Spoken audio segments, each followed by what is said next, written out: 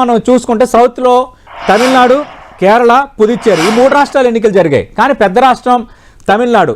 తమిళనాడు అనేది అత్యంత కీలకమైంది. అటు మనం చూసుకుంటే అటు స్టాలిన్ తిరిగి అధికారాన్ని నిలబెట్టుకుంటారా అన్నా డిఎంకే, అలాగే సినీ నటుడు విజయ్ టీవీకే పార్టీ ఇంపాక్ట్ ఎంత, ఎగ్జిట్ పోల్స్ ఏం చెప్తున్నాయి ఒకసారి మనం చూద్దాం. టెంటివ్ స్క్రీన్ పైన మీరు క్లియర్ కట్గా చూడొచ్చు. ఆత్మసాక్షి సంస్థ డిఎంకేకి 134 నుంచి 141 స్థానాలు దక్కే ఛాన్స్ ఉన్నాయని అంచనా వేస్తోంది. అలాగే పీపుల్స్ పల్స్ కూడా డిఎంకేకే పట్టం కడుతోంది ఎగ్జిట్ పోల్స్లో. ఆపరేషన్ చాణక్య కూడా డిఎంకేకే ఇక్కడ పట్టం కడుతోంది. క్లియర్ కట్గా మనం ఇక్కడ చూస్తే డిఎంకే స్టాలిన్ తిరిగి తమిళనాడులో అధికారంలోకి రాబోతున్నారని ఎగ్జిట్ పోల్ సంస్థలు అంచనా వేస్తున్నాయి. అన్నా డిఎంకేకి సంబంధించి ఈ మధ్యకాలంలో కొన్ని మార్పులు జరిగినా అధికారంలోకి వచ్చేంత ఛాన్స్ దక్కించుకోలేకపోయింది.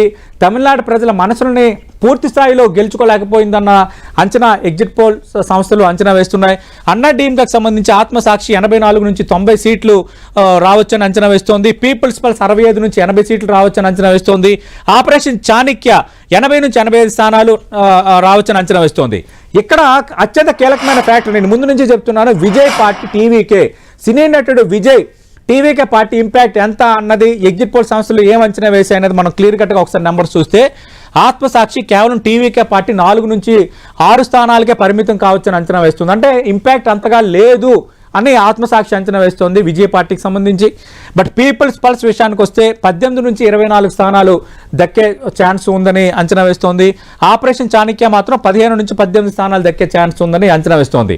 అంటే ఇప్పటివరకు వచ్చిన ఎగ్జిట్ పోల్ సంస్థల అంచనాల ప్రకారం విజయ్ పార్టీకి యావరేజ్గా మనం చూసుకుంటే 20 నుంచి 22 స్థానాలు దక్కే ఛాన్స్ ఉందని అంచనా వేస్తోంది. మరి అదే నిజం కాబోతుందా?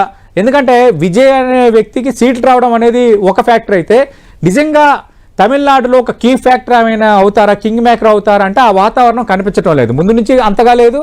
ఇప్పుడు ఎగ్జిట్ పోల్ సంస్థలు కూడా దాదాపు అవే అంచనా వేస్తున్న పరిస్థితుల్లో డిఎంకే స్ట్రైట్గా ఎవరి అవసరం లేకుండా స్ట్రైట్గా అధికారంలోకి రాబోతుంది అన్నది ఎగ్జిట్ పోల్ సంస్థలు అక్కడ అంచనా వేస్తున్నాయి.